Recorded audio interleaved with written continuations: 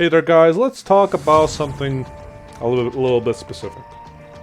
So let's talk about the first game you ever bought. So in my case, the first game I ever bought was called Ravenfield. First time I got my money and a card so I can pay it online. I bought it on Steam and it is called Ravenfield, and it is effectively a sort of sandbox battlefield. And at first glance, it doesn't seem like much. Seems like something made on the Unity game engine, which it is. Shocker. But essentially, I initially did not regret this purchase, mostly because one, I've sunk too far into rabbit hole. Plus, it's been released since 2017, and it has changed a lot. Well, a fair bit, at least. Again, it changed a fair bit in this case, especially when you look back on its initial development. And to start off with, what is Ravenfield? Ravenfield is, at the end, to keep it simple, a sandbox battlefield. It is a bunch of polygon soldiers fighting other polygon soldiers, one being blue, one being red. And the key part of this game is basically just like Battlefield. You have capture points. You also have till you're fighting until your tickets run out. You also have effectively zombies mode, sort of, which nobody plays. And then you have also what is called a special spec ops mode. Now I'll cover these separately later in the video. So essentially there's a lot of things to cover, and to start off with, I'm just going to start off with basically going to say that this game, the main attraction to it, has a lot of modding options, and that is sort of the main shtick I'm going to try to drive into this to kind of appeal to it, because that is why I love this game so much and why I bought it. And essentially there's a very large modding support, and this game was made and published by Steel Raven 7 on Steam, that is. So on Steam, and it has overall been received as overwhelmingly positive for a while now. So it has definitely been very well welcomed.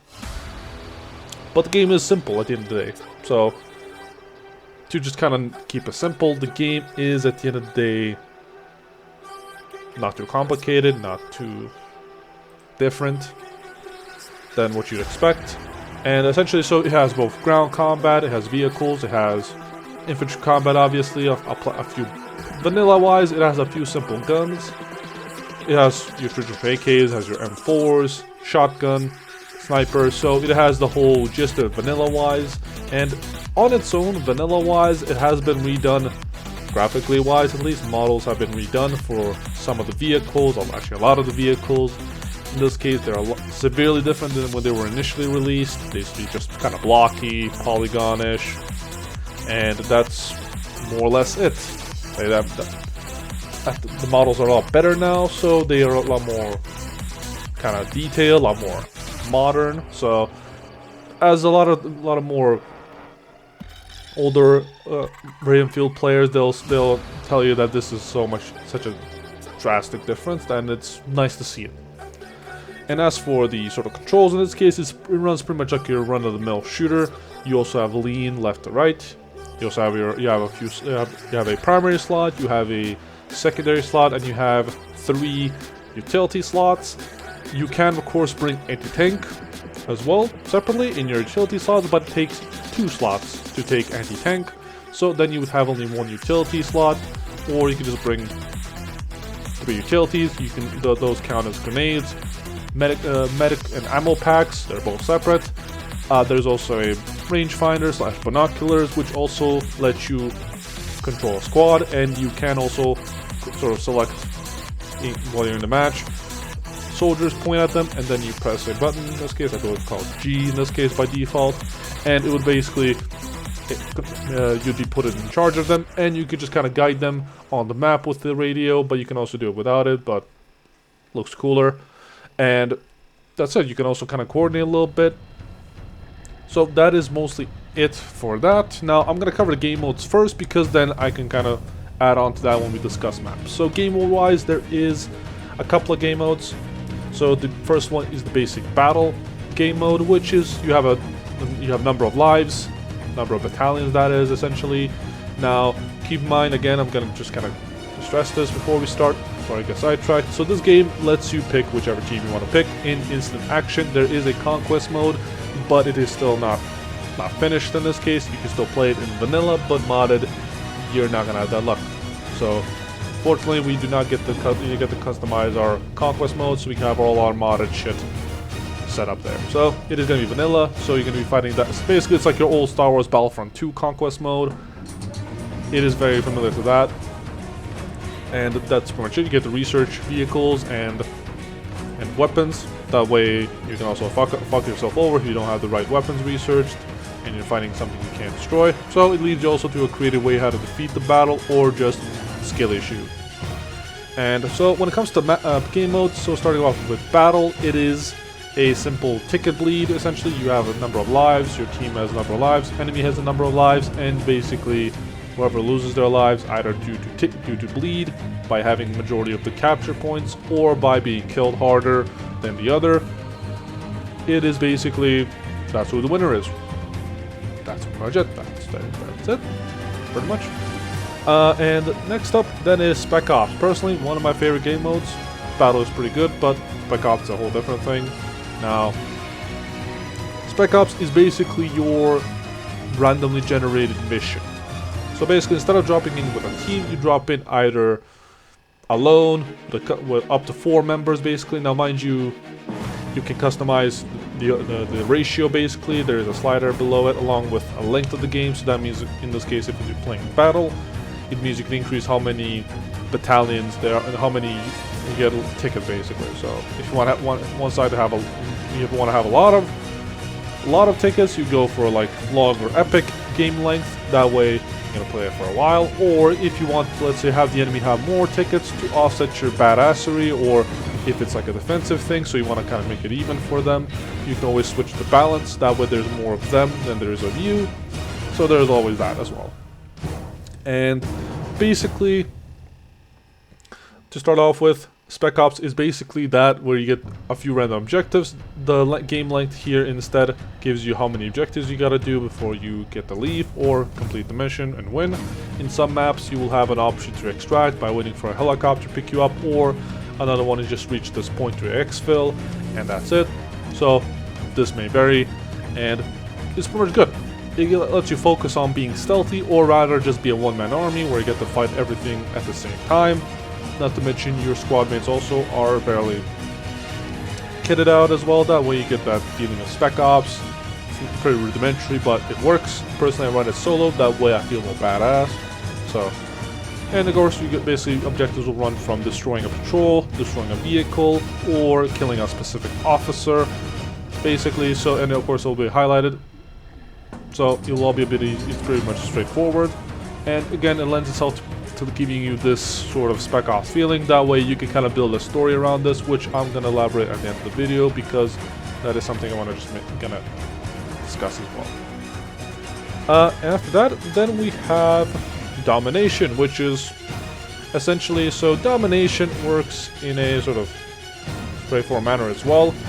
Now, the way Domination specifically works, now to kind of keep it simple, here is you have to control majority out of the 3 capture points that are currently above on your screen, essentially, and you have to hold them for that period until that time runs out, and points will be awarded to either one of you, and one will be deducted basically. So it is basically just fighting over 3 different points, whereas the majority, whoever has the majority during this period until that timer runs out, you will then get the point towards this and closer to winning. So that is pretty much Domination. Personally, it's kind of meh. Not a big fan of it, but it is what it is. Some people like it, so fair to that. Next up is Skirmish. Skirmish is pretty much kind of Blitz version of Battalions, where you have capture points where you work towards capturing those points. Shocker. But also reinforcements are distributed sort of unevenly, rather. So basically you have a batch of soldiers. Whoever is on the has the least amount of, basically the near zero you go, a new batch of soldiers will be airdropped from the sky, and you will be basically kind of airdropped on the location. And your goal is again still to capture points to kill the enemy harder, so that way they run out of those resources and points. and that doesn't change much. Again, pretty straightforward game modes, nothing too complicated. And the one of the last one, and the points game mode, the point match is basically just your kills get you points, capturing the points, holding majority of them get you points, or just general holding points gives you more points, and kills get you more points. And the point is to be winning the point. I know. So that's pretty much it for that. Is basically, and then there's Haunted. No, I don't play Haunted. I'm pretty sure it's like a zombies game mode. I don't really want to. I didn't want to get footage for this. So I didn't really bother. Sorry for those people that play Haunted.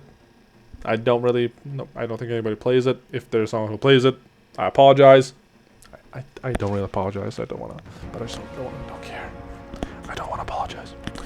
And that's pretty much it for the game modes. Now again, to emphasize, there's a lot of customization. You can always customize the amount of bots you can take per match. The only limitation you have is the CPU of your PC. So if you think your PC is the toughest shit, put in 200 or 1,000 bots and see how that goes. And so that's more or less it. And there is of course option to save your loadout. So because you can also then change what weapons and equipment the AI can use separately, team separately or all together.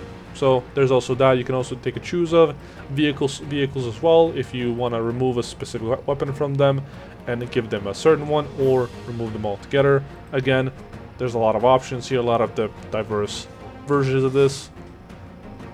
So and that, when we get into mods, this will be a lot more helpful towards.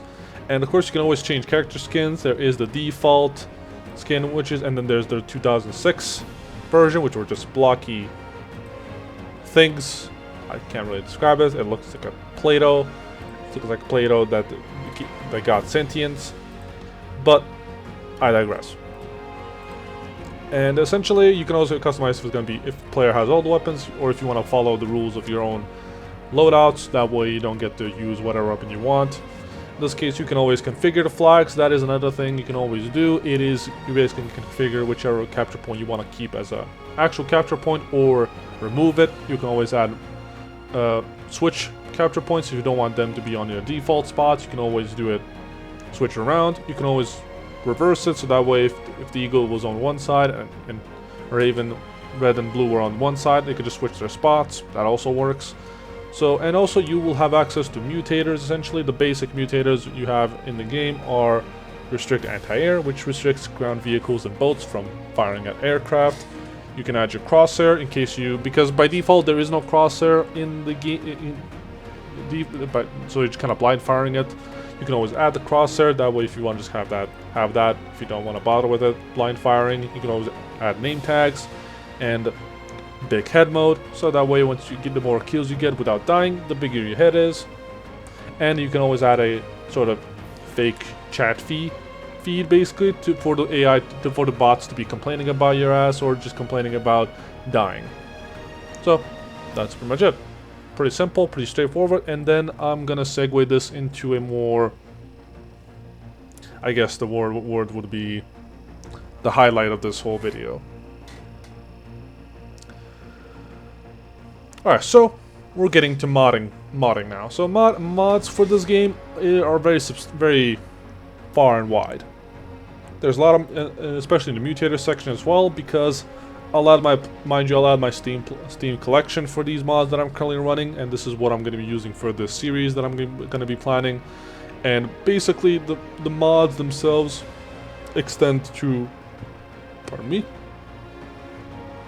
they extend to a lot of, I guess, a lot of franchises, I suppose, because you have a lot of mech mods, you have a lot of different tank mods, aircraft, helicopters. So you want to you go from steampunkish to World War I, World War II, modern, Cold War, futuristic, sci-fi. Even in there's also medieval mods where you get to use a bow and arrow and a sword, albeit not exactly reliable, but still you get to do your customization to whatever game you see fit. So it goes far and wide. There's only so many things I can say without kind of sounding generic, but point is, this game is very malleable. It's like Play-Doh. So many things you can do with it, so many things you can enjoy with it. Do you want to play Star Wars but like blocky-ish. There you go. You can make either Star Wars mods as well. Do you want to play a more realistic day and night cycle? There is a day and night cycle mod which lets the game during the game it's gonna transition from night to day and day to night. You can switch up to have fog in it or no fog. You also have a more realistic recoil mods as well, like universal recoil. Again, this will all be down below so that way you can see for yourself if you ever decide to download this game, or if you downloaded this game at all, you want to get different, you didn't see this mod before, you can always get it.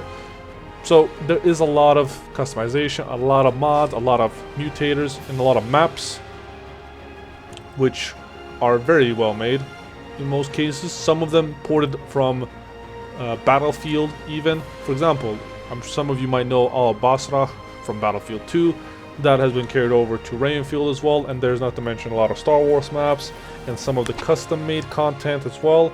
Like for example, one of the most notorious, not one of the most famous ones being Project Altiris, which is very much like a World War I, World War II interwar period type of mod collection, and a lot of redone maps as well, and very much themed as well. For example, there is of course Tides of War Open Sea, which is like a big naval map where you get to fight with your jets and everything. And not to mention you also have something like Desert Coast, which is more like, I guess would be Desert Storm type of situation. And again, this is I just scratched the tip of the iceberg. Not to mention the maps are by default that exist are also pretty okay as well. Sorry, I'm just gonna pop on real quick because there's not much to say. You got Island. It was reworked, I believe. It used to be a lot different, but at the moment it's not too bad, but never been a big fan of the island, mind you. They kind of redid it. Not the worst. Then you have Dust Bowl, one of the OG maps, basically, since the beginning. Also, pretty good, but this one is pretty good for a change. And it is very wide open, a lot more to work with. You also have Citadel, fairly new, also pretty good because you have a large citadel to fight with, so you can always customize it to have a large siege situation on it, or perhaps you want to defend it. So take your pick. That is also viable, especially in Spec Ops mode where you have to infiltrate this fortress, take out an objective. That is also doable as well.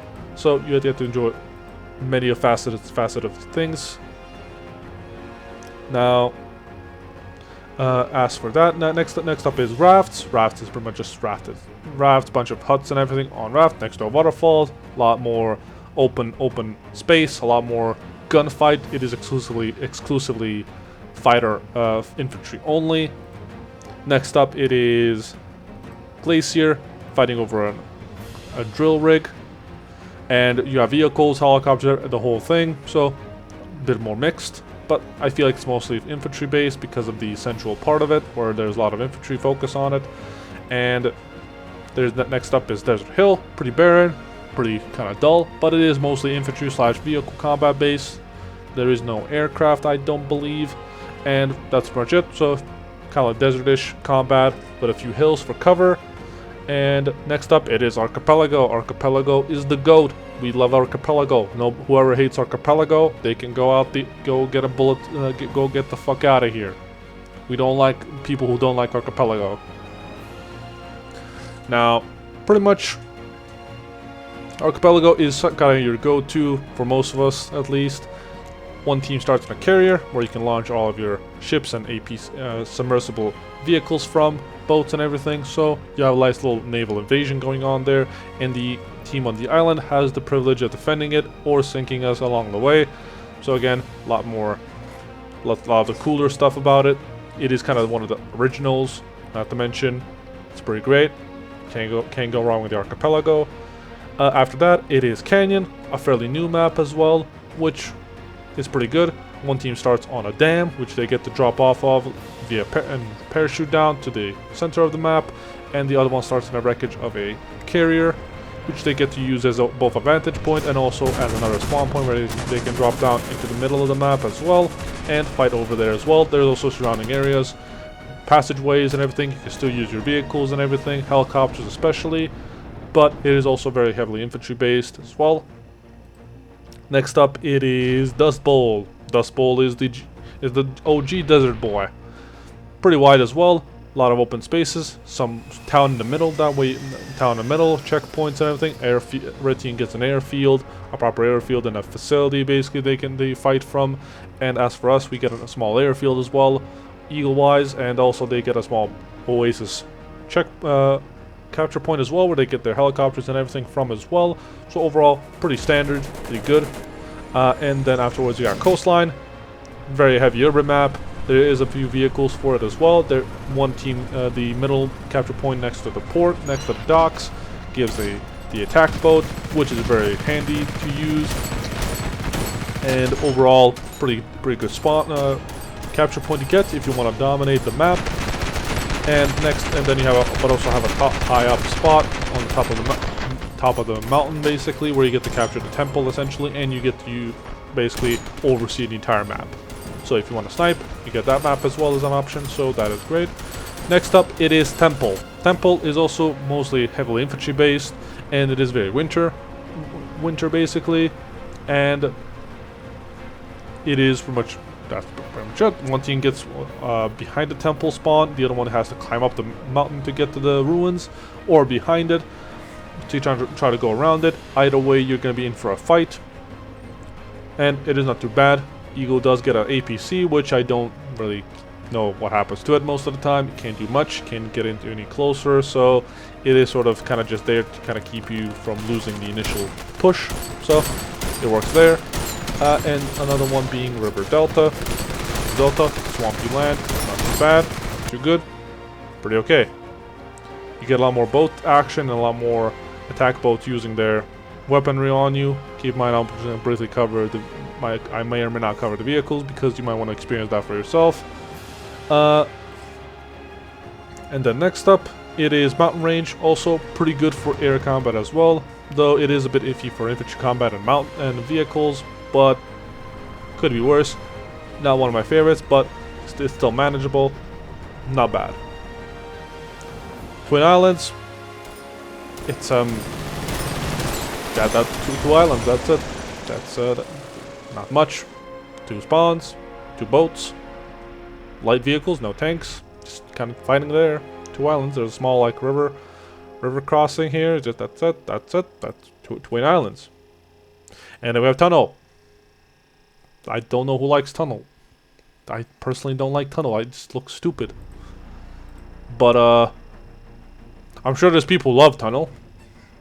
I don't know them. I don't know why they love it, but it's Tunnel. It's a tunnel. That's more or less it on that. If you have, and you do also have a map for vehicle testing, so in case you modded some weapons and wanted to try them out before getting your shit, or before seeing what does work, there you go. And that's it for maps, basically. So that's pretty much it, like a brief review about this game. I wanted to kind of talk about it, and also another thing I want to discuss at the end of this is basically that I want to see, basically, I want to start making a series of sort of campaign-based, story-based episodes of this. So I'm going to include my own commentary, but we're also going to kind of keep it like a story-based aspect of it, so kind of a bit of role playing basically, because this game does lend itself to have a lot of story effects on it. You kind of work with it. Project Alterus is definitely the best example of it. It gives a lot more. It does try to provide a lot of backstory to all of its maps, giving it a lot more context to what you're fighting for and where you're fighting actually. So that's pretty much it for that. Hope you enjoyed the video. Let me know in the comments below what is the first game you ever bought with your money, and how long did you spend enjoying it. Leave a like and subscribe. If you have any suggestions on what content I should make, any other games I should review, or maybe if you have ever seen any of the episodes earlier in the series, you have any feedback on that, please let me know. And I hope you have a wonderful day. Take care.